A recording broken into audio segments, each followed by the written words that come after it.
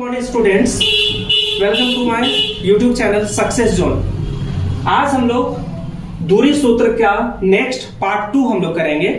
Part 2 में question number 1 का 1 हम लोग देख चुके थे। आज हम लोग 1 का 2 नंबर देखेंगे। तो 2 नंबर के क्वेश्चन में है 5, -5, 7 और -1 और 3। तो x1 का वैल्यू क्या है? x1 का वैल्यू हमारे पास -5 है, y1 का वैल्यू हमारे पास 7 है, x2 का वैल्यू हमारे पास -1 है और y2 का वैल्यू हमारे पास 3 है। अब फिर से हम लोग कोई डिस्टेंस फॉर्मूला को यूज करेंगे। तो इसको तो हम मान लिए a और इसको मान लिए b। तो ab का फॉर्मूला क्या होता है? √x2 - x1 का स्क्वायर प्लस y2 - y1 का स्क्वायर। ये तो डिस्टेंस फॉर्मूला होता है। अब इसके जगह पे हम लोग क्या कर देंगे कि फॉर्मूला को हम लोग पुट कर देंगे।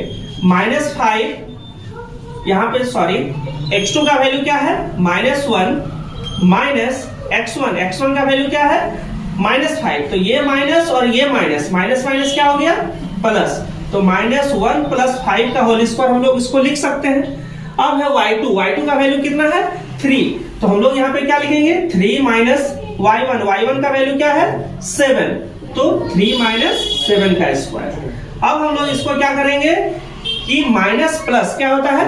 माइनस 5 में से 1 जाएगा 4 का स्क्वायर प्लस 3 - 7 तो क्या होगा? -4 का स्क्वायर। अब हम लोग क्या करेंगे कि 4 का स्क्वायर क्या आता है? 16 और -4 का स्क्वायर क्या आता है? 16।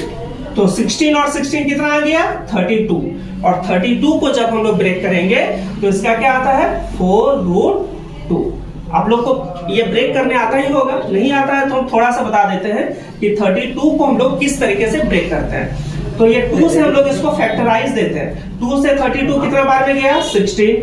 2 से 16 कितना बार में गया? 8। 2 से 8 कितना बार में गया? 4। और 2 से 4 कितना बार में गया? 2। अब इसका पेयर लगा देते हैं, ये और ये। जो पेयर में आ गया वो बाहर में रहेगा। 2 2 जा 4, ये बाहर में आ गया। और जिसका पेयर नहीं लगा वो रूट के अंदर, तो 4√2। तो ये हमारा आंसर आ गया 4√2। अब हम लोग नेक्स्ट क्वेश्चन में आते हैं।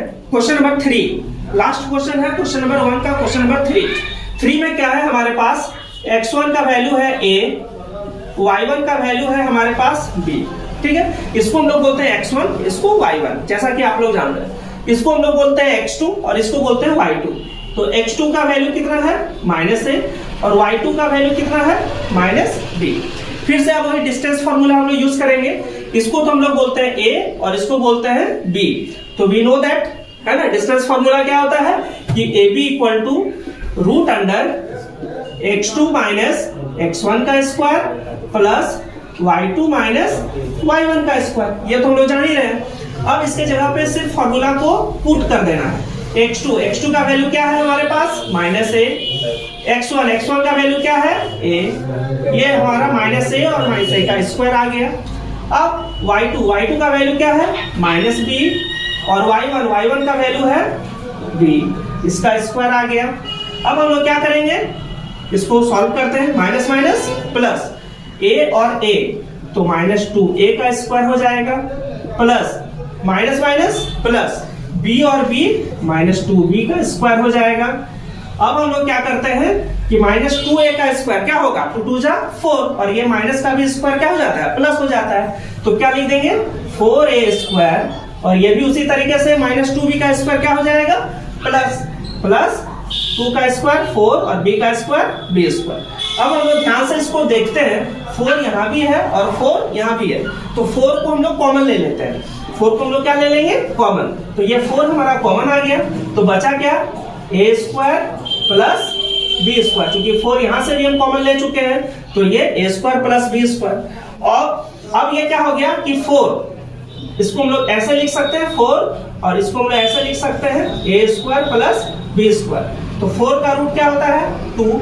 और ये तो और ब्रेक नहीं होगा, इसीलिए इसको हम जैसा था वैसे ही लिख दिए a² प्लस b²। यही हमारा आंसर आ गया। तो इसका आंसर क्या आ गया कि 2√a² प्लस b²।